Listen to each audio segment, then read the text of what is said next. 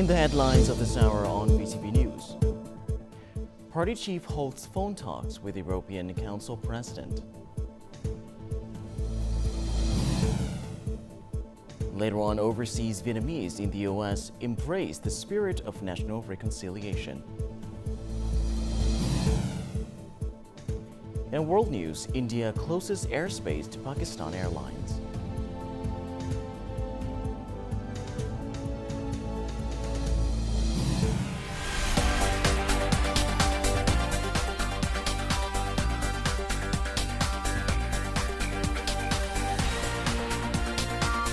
Broadcasting from Hanoi, the capital of Vietnam.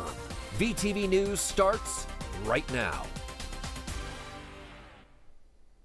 Good morning. It is currently 8 a.m. local time, and you're tuning in to 30 minutes of VTV News. I'm Dylan Lei with the latest updates.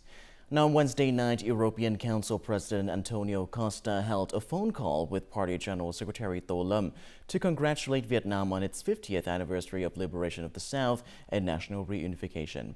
The two leaders discussed past achievements between both sides and explored future areas of cooperation. During the phone conversation, the President of the European Council stressed that the day was a historical event of great significance for Vietnam and the conscience of the entire world. For his part, the Party General Secretary expressed his gratitude to the European Union and the President of the European Council himself for their warm congratulations on this occasion. Stressing the importance of the 1975 victory, the party chief said it opened up a new era in the country's history, building a peaceful, unified, independent, democratic, and prosperous Vietnam. And Vietnam deeply values and appreciates the invaluable support of the international community, including EU member states. The Party General Secretary expressed his satisfaction with the dynamic and comprehensive development of the bilateral relations from politics diplomacy, trade investment, and defense security to new areas such as green transition, science technology, and innovation. He suggested that the two sides actively discuss and coordinate to find common solutions to difficulties and obstacles and to develop economic cooperation in the coming time. The President of the European Council affirmed that in the context of complex world geopolitics and economic developments, the EU wishes to strengthen cooperation with Vietnam to promote free trade and respond to global challenges, including climate change. He affirmed that efforts will also be made to urge the remaining EU member states to complete the ratification of the EU-Vietnam Investment Protection Agreement soon, support Vietnam in the implementation of the Just Energy Transition Partnership to realize net zero emission target by 2050 and urge the European Commission to consider lifting the yellow card imposed on Vietnamese seafood. The two leaders agreed that Vietnam and the EU need to strengthen cooperation at multilateral forums, contributing to ensuring peace, stability, and security in the world, supporting the settlement of disputes in the East Sea by peaceful means in accordance with international law, including the 1982 UN Convention on the Law of the Sea or UNCLOS 1982, thus helping ensure peace, stability, and freedom of navigation and overflight in the region. Prime Minister Phạm Minh Chính has signed an official dispatch requesting expedited construction of the Lao Cai-Hanoi-Hải Phòng Railway. He requested the Ministry of Construction work closely with local authorities to hasten land clearance, compensation, resettlement, site surveys, and the drafting of a feasibility study. He set a deadline of June 2025, setting the stage for the project's groundbreaking on December the 19th, 2025. Other specific tasks were assigned to relevant ministries and localities to support the project's progress. In other news, on Wednesday afternoon, while receiving international friends who supported and made contributions to Vietnam during the country's struggle for national independence and unification, Đỗ Văn Chiến, Politburo member, Secretary of the Central Party Committee, and Chair of the Vietnam Fatherland Front Central Committee, expressed deep gratitude for the warm support and the noble international solidarity that friends worldwide have extended to Vietnam, emphasizing that the invaluable support and assistance from international friends have become an important part of Vietnam's history. He affirmed that Vietnam hopes that friends across the globe will continue to support and assist Vietnam in its efforts to protect, build, and develop the country.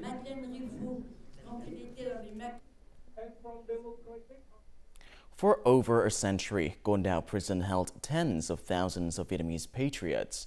It was a nightmare until a day in 1975 when prisoners broke the chains to liberate themselves, bringing an end to more than 100 years of suffering in a place once known as hell on earth. But this prison was also a school where the indomitable revolutionary spirit was forged in steel. Tự do, tự do, tự do, tự do. Chúng ta đã có tự do, đã có tự do. The song Greeting Freedom was composed immediately after the liberation of Condau. Its composer was a prisoner once sentenced to life. When they pulled me out of the stone cell, tears streamed down my face. I had long waited for the day of liberation, yet it never came. I was beaten, tortured, and subjected to inhuman cruelty. I knew that I was slowly dying. It felt like being brought back to life.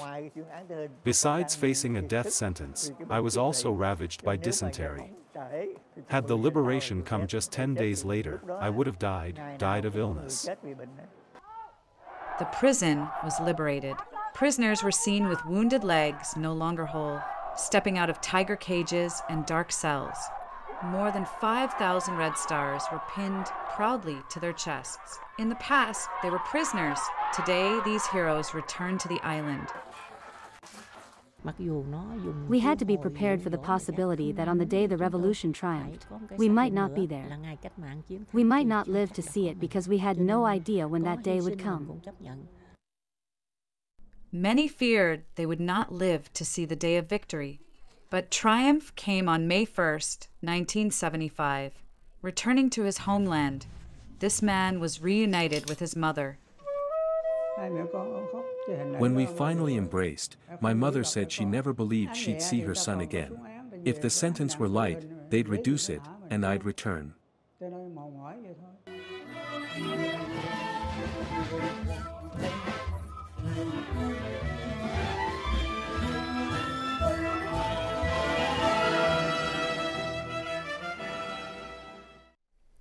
50 years ago, amid positive news from Saigon, now Ho Chi Minh City and other localities, the people and soldiers in the southwestern provinces of Vietnam, particularly in the Mekong Delta, engaged in uprisings and simultaneous attacks against enemy forces. These uprisings were a key component of the Ho Chi Minh campaign, ultimately leading to Vietnam's triumphant victory and the national reunification. During the last days of April 1975, the Regional Party Committee decided to focus on Can There during the general offensive and uprising in the southwestern region. Local armed units and special forces were divided into 3 groups to launch attacks on April 29, 1975. On April 29th, Cần Thơ Special Forces were divided into 2 groups. One group focused on operations within the inner city, while the other operated in suburban areas. When the general offensive order was issued, all teams merged into one. Under the direction of the Regional Party Committee, Military Region 9 captured key enemy bases. At the same time, local armed forces and special forces coordinated with local people to launch the uprisings. Can There was liberated at 2 p.m. on April 30th. We occupied almost the entire city by noon. Most of the Mekong Delta was liberated on April 30th and May 1st. Local forces didn't use weapons in the uprisings. Amid the Southern forces' confusion and anxiety, the National Liberation Front of South Vietnam coordinated with residents to persuade the provincial governor to hand over power to the revolutionary forces. The victory in Bạc Liêu on April 30th demonstrates the wisdom, courage, and proper military strategies of the Bạc Liêu Provincial Party Committee. Thanks to their military propaganda, the enemies surrendered without fierce fighting. Thanks to the local people's solidarity and the armed forces' bravery and intelligence, all the Mekong Delta provinces were liberated. Their victory significantly contributed to national reunification, marking a new turning point in Vietnam's history. Coming up next on VTV News. Overseas Vietnamese in the U.S. embrace the spirit of national reconciliation. And later on, international visitors explore Vietnam through historical artifacts.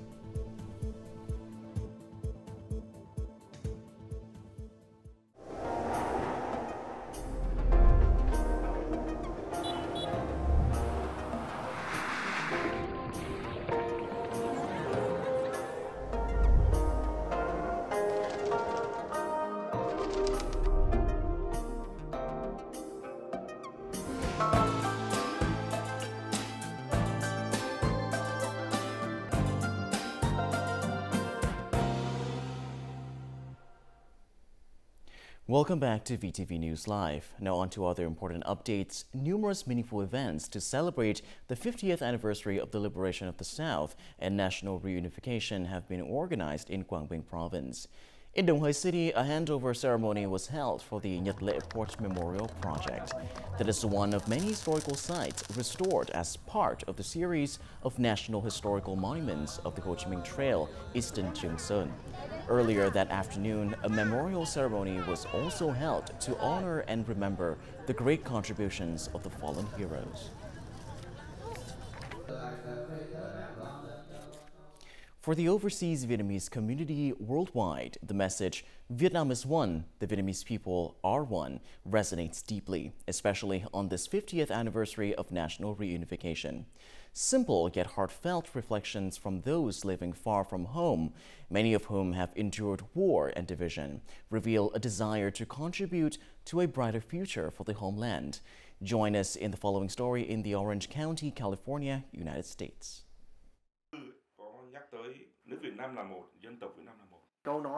This was President Ho Chi Minh's famous saying.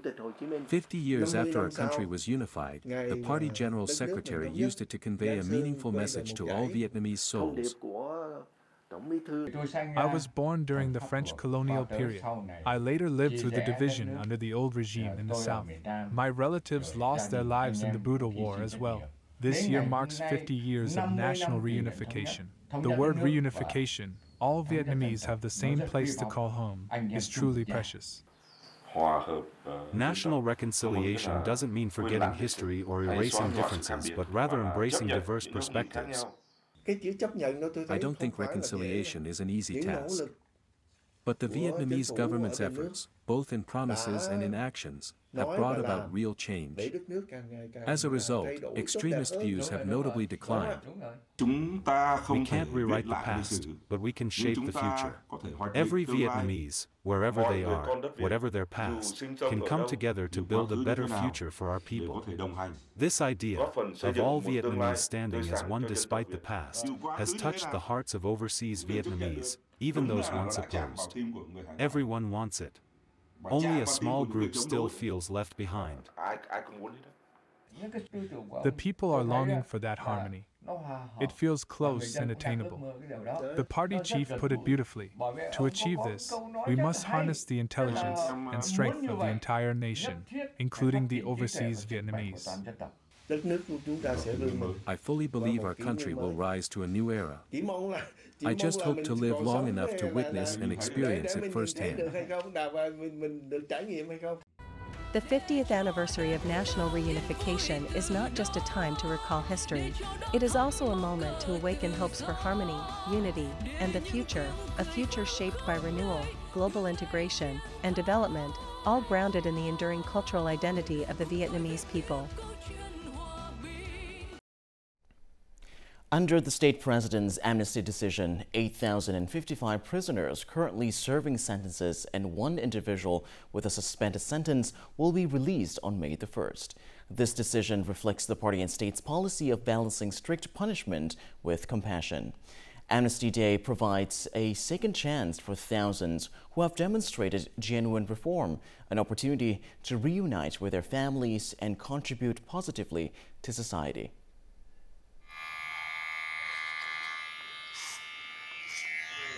A fellow inmate cut Dao's hair short.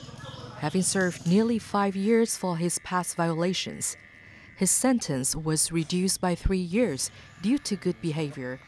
Throughout this time, his 2 children have grown up without their father present. I couldn't fulfill my duty as a father. That became my greatest regret. I'm trying to make it right for my children and for my parents. My children often say, "Dad, stay strong. We're taking care of each other out here, so you can focus on rehabilitation. When I return, I will take good care of my kids." One is known as one of the most skilled and dedicated inmates at Ngọc Lĩ prison. For years, he and a group of prisoners have cared for an entire garden of ornamental plants across the prison grounds. Today, he tends to these plants one final time. His exemplary commitment to rehabilitation has earned him special parole.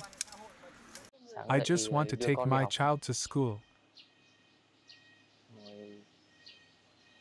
go to work, and come home to be with them every night. Each person granted amnesty has undergone careful monitoring throughout rehabilitation and must meet strict criteria. The rate of reoffending among those released under amnesty at Ngọc Lĩ prison and other facilities nationwide has remained under 0.1%. We educate them to do meaningful work so they can reintegrate into society. I hope that all pardoned inmates will find stable employment, live peacefully, stay away from crime, and truly understand the pain of being separated from their families. As they return their prison uniforms, these individuals rise from their past. A new life awaits them beyond the prison door.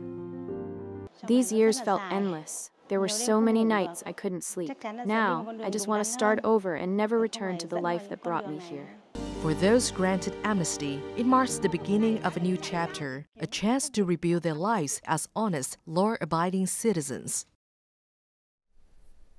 On Wednesday, a special rescue vehicle was mobilized to save a bird entangled in a leg strap on an electrical wire in Bình Tân District, Ho Chi Minh City.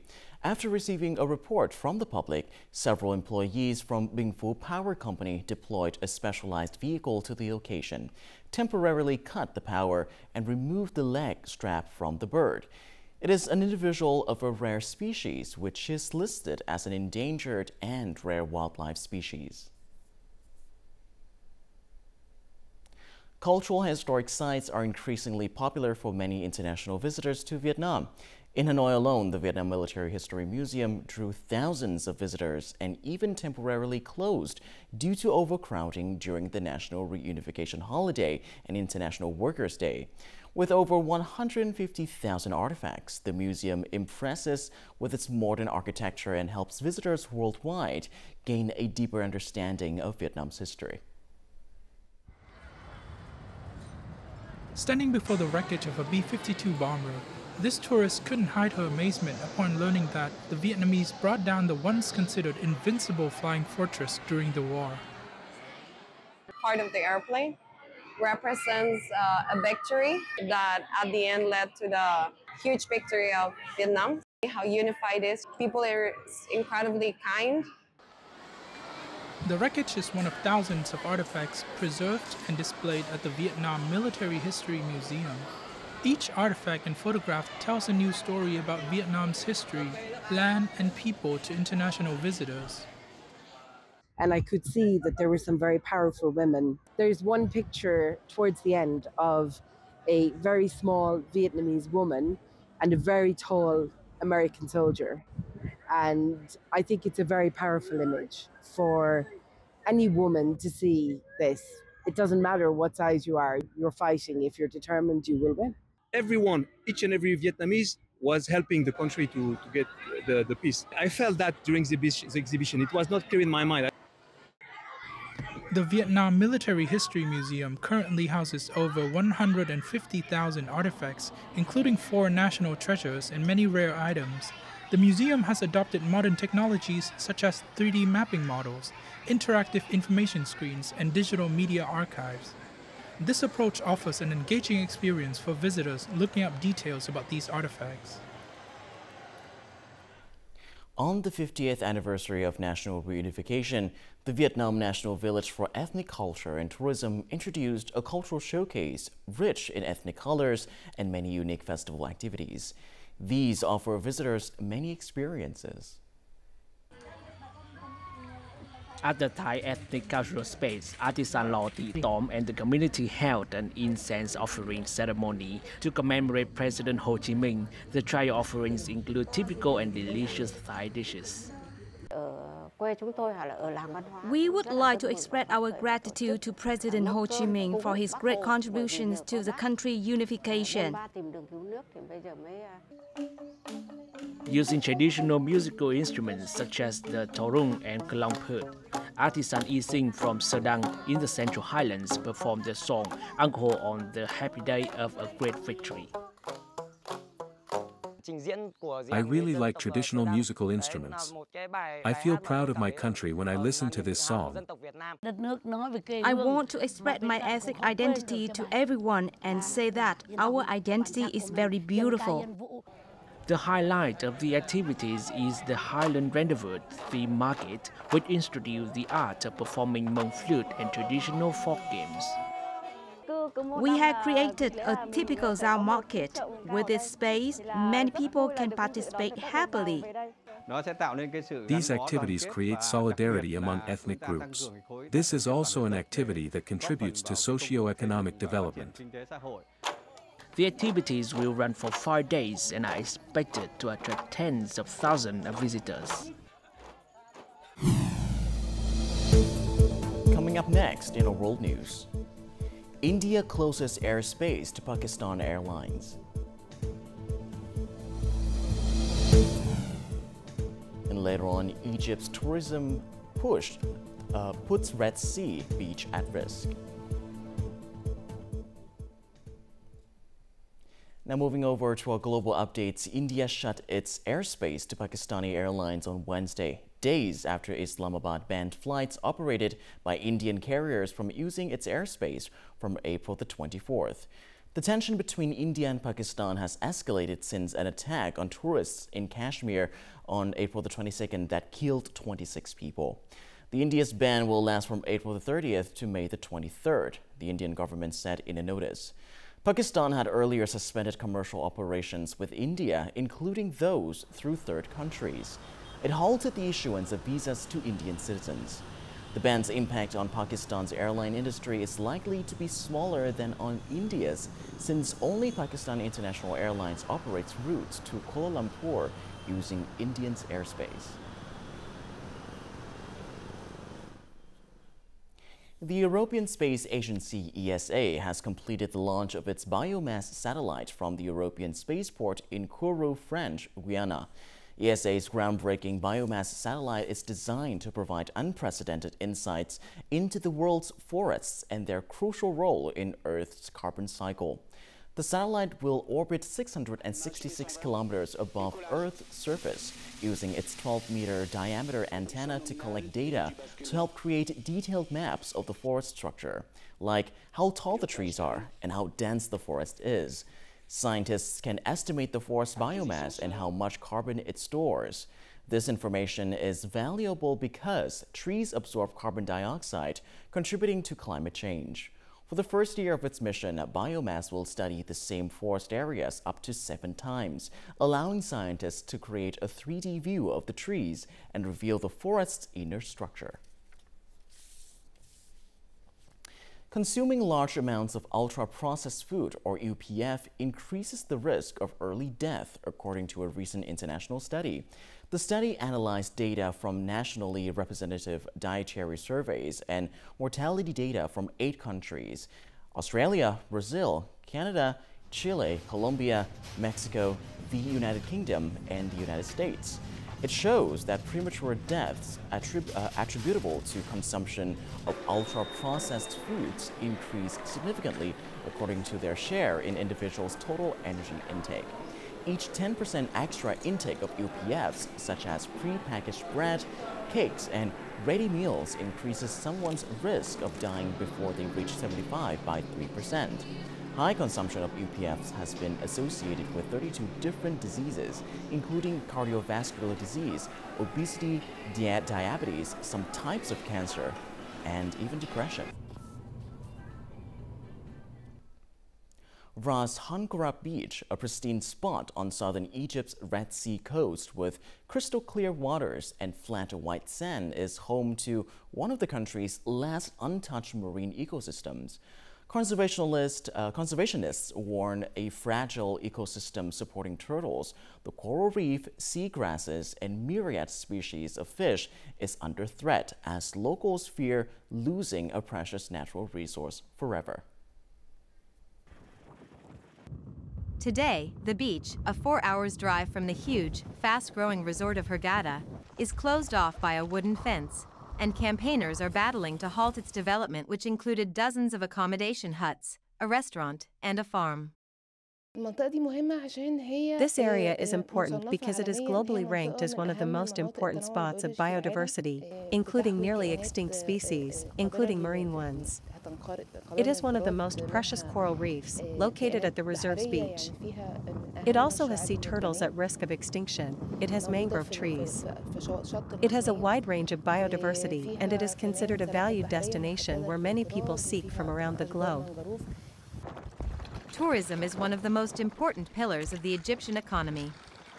With 17 million visitors in 2024, an annual increase of 17%, Egypt sees potential to boost numbers with more infrastructure, air connectivity, and sustainable, coastal and desert-focused holidays. The catastrophe is that there are investment projects currently planned for building a hotel at the reserve. This will definitely impact the wild and marine life there. The nature of the beach, which is probably unmatched anywhere in the world. Environmentalists and local communities warn that even light construction on the beach would destroy one of Egypt's last untouched marine sanctuaries. Up next, let's have a look at the weather forecast.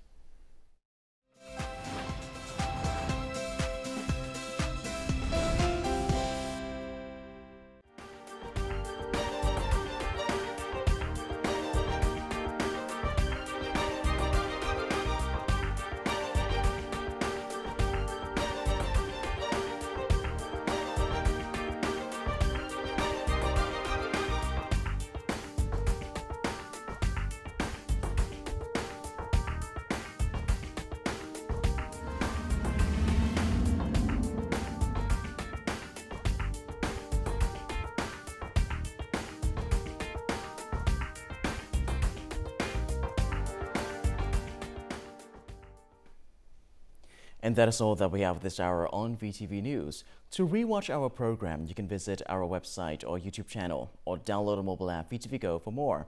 Thank you for watching and goodbye for now.